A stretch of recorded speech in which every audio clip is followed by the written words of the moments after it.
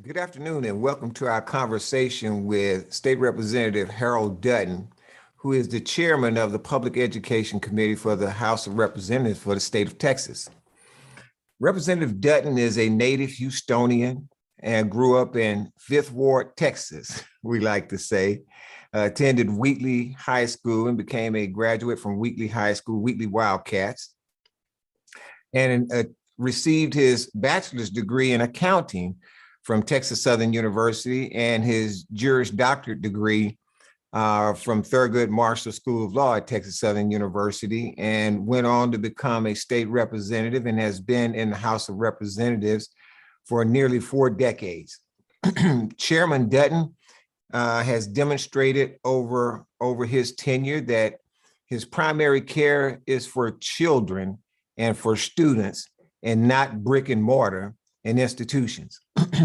And because of that, sometimes he has been quite controversial in our communities because he's sought to make changes where other elected officials and other folks did not have either the courage or the knowledge-based skill set to make those changes. Chairman Dutton has stepped up to the plate for Texas kids.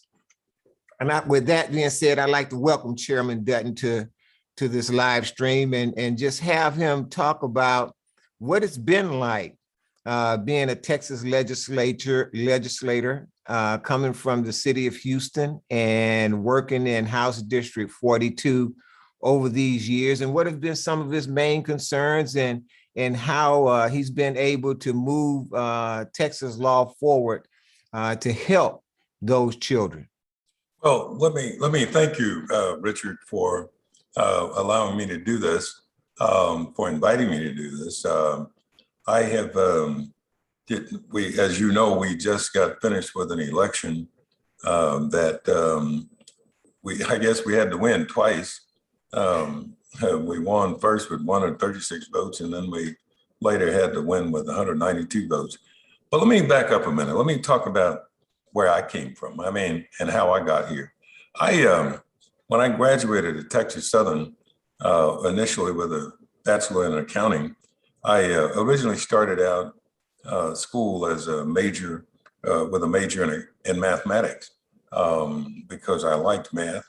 In high school, I was good at math, and I had excellent math teachers, from Miss Outley in grade 7. She was my teacher, to Miss Ed.D. Courtney, who was my teacher at Wheatley. Both of them were extremely important to students like myself who were able to achieve. But I went on to work for Conoco. At that time, Conoco was the 9th largest oil company in America. And so I went to work for them, and I was the first Black professional that Conoco ever hired. And I didn't really think much about that until they sent me to live in Ponca City, Oklahoma, where I got my training. But I got a chance to live and travel all over the world with Conoco, even to New York. I lived in New York and Connecticut, California for a while, London for a while. And so I grew up thinking that I would be more of an assistant to people like Congressman Mickey Leland and L. Franco Lee than I would ever be a state representative myself. And the two of them, Mickey Leland and Franco, came to me one day, and they had this idea that Franco was going to run for county commissioner, and they wanted me to run for state representative. I told them I felt more comfortable in the background because I'd been able to help them in their pursuits in government. And they kept insisting that I do this. And so that's how I said, look, I'll tell you what, I'll take a leave of absence from Conoco, where I'd been working and employed with Conoco for 18 years until I retired. But I told them at that time I was going to take a leave of absence until they could find somebody who could do this job. And I came into it that first session in 1985. I was so disillusioned about the process that I fired at the end of the session. I fired my whole staff, and I told them I was leaving. I was never coming back here. And when I got home, I was over playing dominoes with some guys over on Lockwood and Lyons. They used to sit out under this tree and play dominoes. And so I was over there talking to them. And one of the old guys asked me, he said, well, how did you like it? I said, like what? He said, being in the legislature. I said, well, I didn't like it. And he said, why didn't you like it? I said, well, I didn't like it because I didn't like the people. Because there had been a guy who I'd had a confrontation with. And I just thought this was the wrong place for me. And he said something to me that I never forgot. He said, well, let me ask you this. Are you ever going to be in a position where you can decide who the people are who come to the legislature? And I said, well, no. He said, but then you need to learn to work with whoever shows up. And I couldn't sleep at night for thinking about what he had said. And so I came back. I decided to come back to the legislature because I stood on the principle that I needed to learn to work with whoever shows up. Because the truth is that everything that happens in this legislature is political. And by that, what I mean is, if in the House, if you can get 76 votes for it, you can do just about anything. If it was moving the capital back to Houston, you could do that if you got enough votes in the House. And so I set about trying to make sure that I could represent this district by making sure that I could get done those things that my district I knew needed to have done, so that I could get 76 votes for it, whether it happened to be dominated by Republicans or whether it happened to be dominated by Democrats or independents or whoever. I was going to learn to work with them so that I could get done those things that made a difference to the people in my district. When I came here, one of the biggest problems we had in Northeast Houston was we were always, homeowners were having a tough time finding homeowners insurance. When they could find it, they couldn't afford it. So the availability of it was scarce, and the affordability of it was even scarcer, as my son says. And so I set about trying to change that. And eventually what I did was able to pass a law that's still in place to this day. In fact, a lot of people, when they go and look at their homeowners policy, they're probably in what's called the FAIR Plan, which is a process that I created in the legislature to solve the problems of homeowners insurance availability and affordability. And so today, we don't have that problem anymore. You don't hear people talk about that anymore because that problem has been taken care of. And that's what I've tried to do in terms of being a part of this legislature. One of the biggest things that I had a problem with, though, is when I came to the legislature, I realized that there had been a decline in the education outcomes of children in my district. And I set about trying to improve that. And it's just taken on a kind of a world of its own, because as I've tried to improve public education for my district, I've had to do it for all of Texas. And as you mentioned in the opening, sometimes change doesn't come too easy in this legislature. And sometimes even the people who need the help the most are the ones you have the biggest problem helping, because they don't see the problem that I see. They don't see the same problem that I see in terms of fixing the schools. But it is we have an impending crisis, man. I just read an article in the New York Times that talked about this and talked about how our children now have such a deficit in reading that is going to portend an outcome that I don't think we're ready for, because it is going to be a catastrophe. Because what I've realized is that children have to learn to read by third grade. And the reason you have to learn to read by third grade is because after that, you read to learn. And so if you never learn to read, you just never get to the point where you read to learn. And as a consequence, there are too many, for example, I did a survey in my district. I have 30 elementary schools in my district.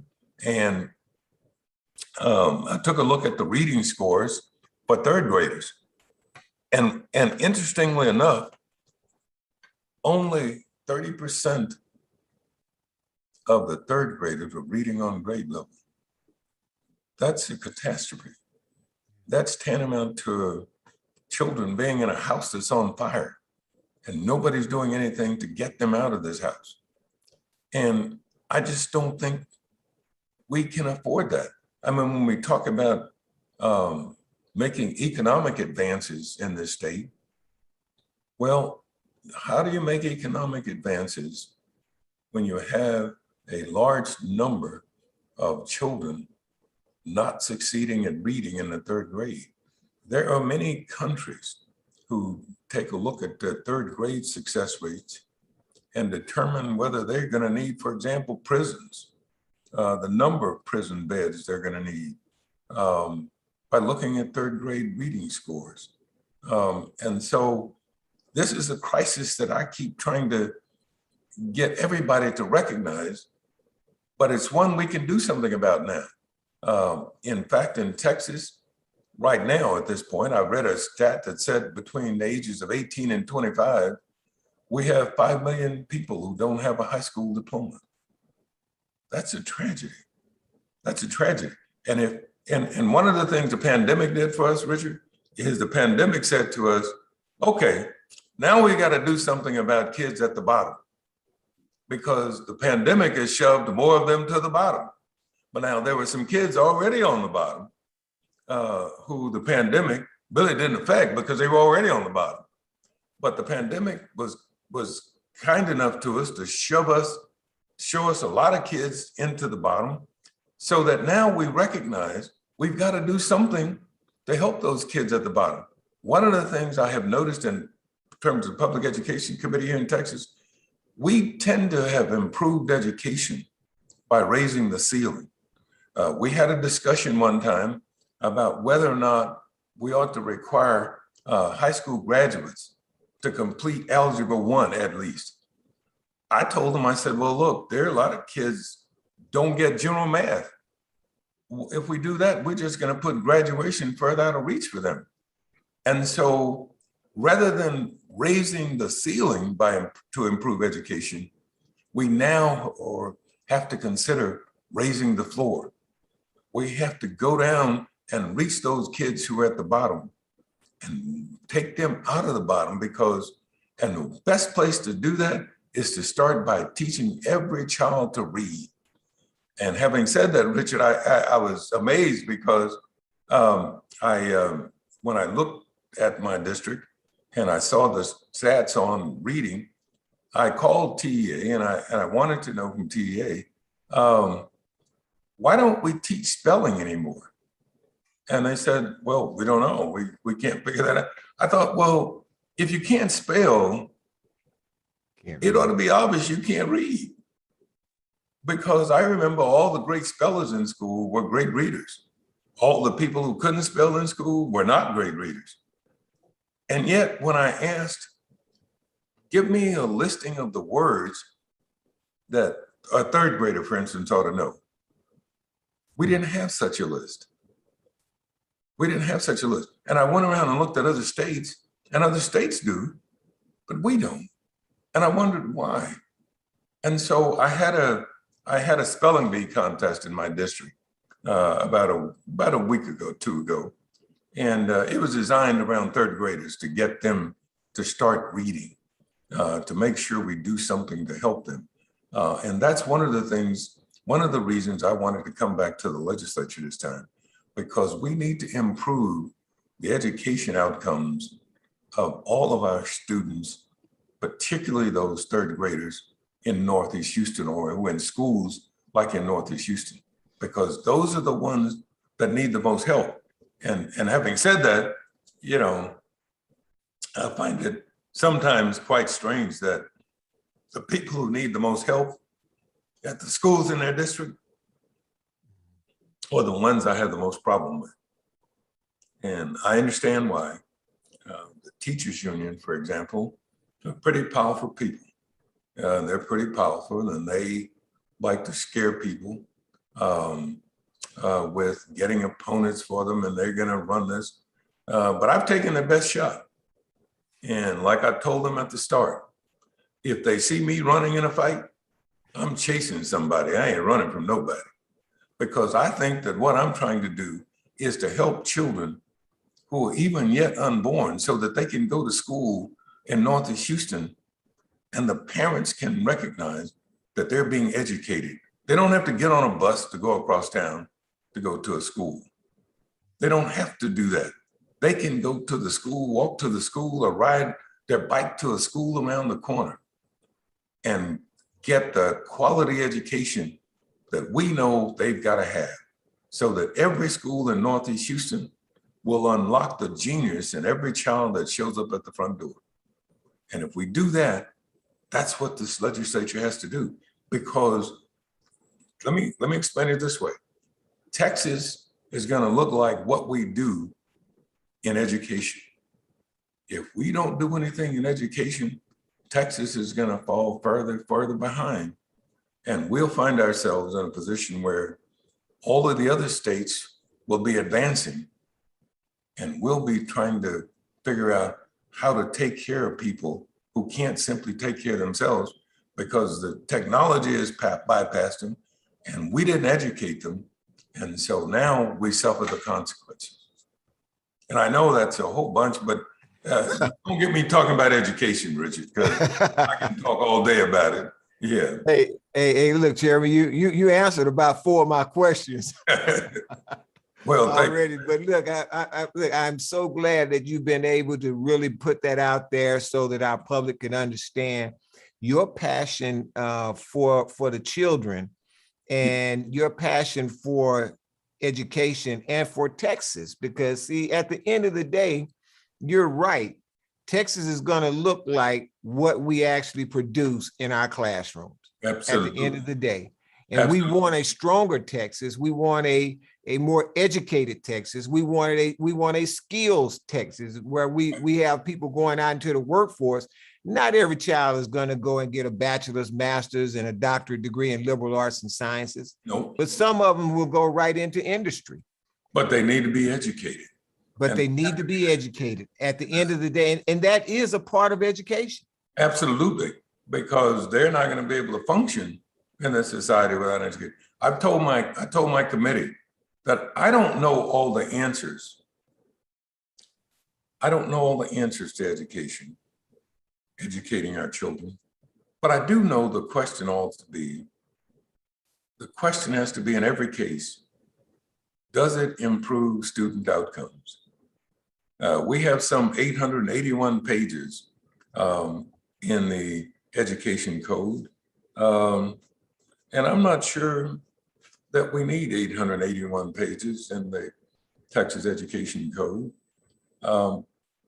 But they every one of those pages ought to be designed to improve student outcomes. And if they're not, we need to junk it and move on. I think there are things we need to do in education. For example, our system right now is one that's based on a student's age, for example. And so if a teacher who's teaching first grade or second grade, and she's got children, and some children can't spell cat, and other children who can spell chrysanthemum, she's got a problem. And we ought not put those students in the same class based on their age. We ought to put them in a class based on their ability. And if their ability says that we need to learn to teach you how to spell cat, we need to put all those students together. And likewise, the students who can spell chrysanthemum, whatever their age is, whatever, that ought to be the deciding element of where they go in our schools. When I graduated high school, I had just turned 16. That always affected my age always affected my ability to play sports because everybody was bigger than I was and stronger than I was. I didn't realize there was one guy, Charles Cheeks. I remember him from school, and I used to try to muscle him, and I just couldn't. He'd always win, and I used to just shake my head. But I didn't know until he passed away that he was 5 years older than I was in high school. And I thought, okay, but I could keep up academically. Mhm. I couldn't, physically, I couldn't do a lot, but academically, I could keep up.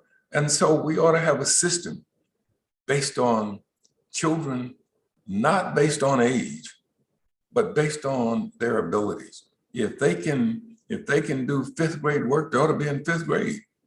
Doesn't matter what age they are. And if they can do seventh grade work, they ought to be in the seventh grade. Doesn't matter what age they are. And so I think we have to take a look at all of this so that we are making sure that our children are getting what they need. Because as I've said before, you know, children don't drop out of school in the ninth grade. That's when they leave. They drop out in third grade when they can't keep up. When they can't keep up and they get to fourth grade and they get further behind, and they get to fifth grade and they're further behind. And so by the time they get to ninth grade, they're so far behind, they don't see that there's any way they're going to master it. And so they tend to leave. And they lose hope. Yes, yes. And that's and Richard, every child that shows up at the front door of a school shows up with that hope, though. And so we do something with it. We do something to dim the light of hope that they show up with. Because if you see them when they get there in first grade, wow, you've got all kinds of lights on. And somehow or another, the process sometimes dims that light for too many children. And particularly when you start to segregate it by, or take a look at the numbers and take a look at the students by race, for example, and by gender. One of the things I have recognized is that Black males, for example, in our system have not fared well. They have not fared well. And in fact, they have been at the bottom of our education outcomes forever. I've asked school districts to tell me who are their people at the bottom, and almost without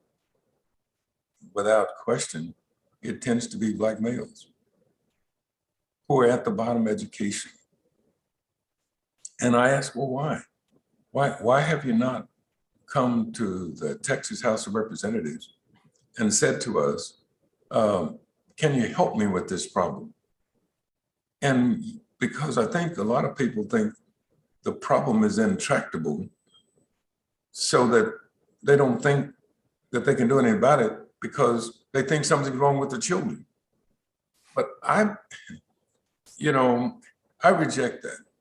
I reject that because I know too many Black males who succeed all the time, who started out being not poor, but as I tell people sometimes, these were kids who were poor.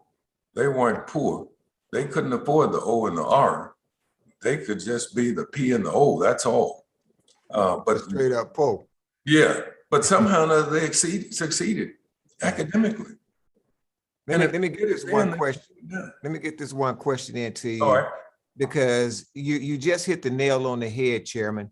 You know, we tend to find a lot of those kids in the same zip codes. Yes. Year after year after year, same schools, year after year after year, decade after decade. You know, what can we do about bringing more choice? I mean, if you're locked into right now we have in HISD, we have about 48 schools that are D and F schools, and they have been on the list for quite some time. How long before we start bringing in other options to say, let's let these kids, parents, at least look at a different option for their children?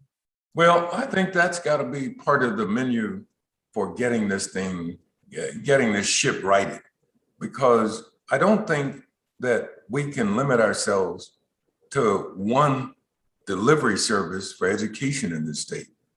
I think that we're going to have to do something about public education. Um, and the way we educate children now is through homeschooling. We do private schooling, we do charter schooling, we do traditional public schooling, and I probably left one out, I think.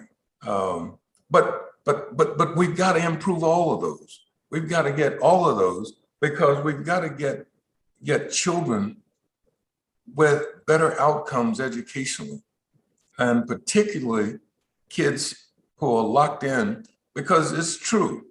Your zip code still determines your education success in the state. And that's where you live determines, you know, your education outcomes. Why is that the case? Why should that be the case? And it shouldn't, because we should say that we're going to do what made it successful before. We had great teachers, man. I mean, we had great teachers. I can't say enough about the teaching stock that we had in our schools, because it just, you know, you can't compromise on that. It is a difficult proposition to have kids in a classroom to tell me that there's teaching going on and there's no learning taking place. I don't know how that could be the case, but somehow or another that does. And so to answer your question though, I think we've got to look at all the alternatives, Richard. I think we've got to look at them. We've got to explore what's going to get us out of this dead end we're in, because there are too many kids, too many children who we're losing, and we're losing them at a rate that's alarming, man. When you read that article about kids not being able to read, that translates into a certain kind of future for Texas and this nation that I don't think we're gonna like if we don't do something about it. And if we can talk about trying to improve the economics in this state all we want to, but if you don't improve the education outcomes, the economic part of this state will go to hell real quick. And we'll all be sitting here thinking, wow, when I was in South Africa, one of the things when I left there, Richard, I wondered who was in prison over here, because the people who were successful were living in boarded up. I mean, they had big giant electric fences around their place. They go to the store with a bodyguard, you know, and I thought, gosh, that's not the way to live. That's not the way to live. And Chairman, let me jump in because we got 1 minute left. Do we? Okay, man. We have 1 minute going by that fast. I'm sorry. We got 1 minute left, and I just wanted, in that last minute, I just want you to just explain to us: do you feel optimistic about the future of our education system? Well, I do, Richard. I think that I still remain hopeful that the people will join me in trying to improve our inner city schools. And that means everybody. Right now, the people who are willing to help, or the people whose schools are doing well, whose students are doing well in their schools, but they have joined me in trying to help. I hope the people who represent those areas will stop listening to some of these folks who want the status quo to remain, and suggesting to you that somehow or another we ought to close schools, because I'm always asking, what the heck did the building have to do with it? Why would you close the school? you're still going to have to educate those students. And so why take it out on the building and say you ought to close the school? Why don't we just improve the schools? And I remain hopeful that this legislature will stand up and say yes, because I believe the Speaker Phelan feels that way. I know the members on my committee feel that way. And I know that most of the legislature feels that way. Now, some of them, we're going to have to carry them kicking and screaming to a whole lot of different changes. But I think we'll get there. And God help us if we don't, Richard. We're going to be in dire straits if we don't do something to change the trajectory of student outcomes in places like Northeast Houston. And I use Northeast Houston as an example, but it's happening all over the state. And if you read the Times, it's happening all over this country. And so we can and we must. Thank you so much, Chairman Dutton. I know you got a lot on your mind, and we got a big session coming up, in the 88th legislative session, and we're just here to help you and help Texas move forward. Well, thank you, Richard. Thank you for all of what you do to try to help improve this outcome, because it's going to take people like you and others joining me to say, let's do this. Let's make it work. Let's make sure that every child is getting the proper education so that they can have a future that's as bright as God intended it. Thank you. We'll close off on that note.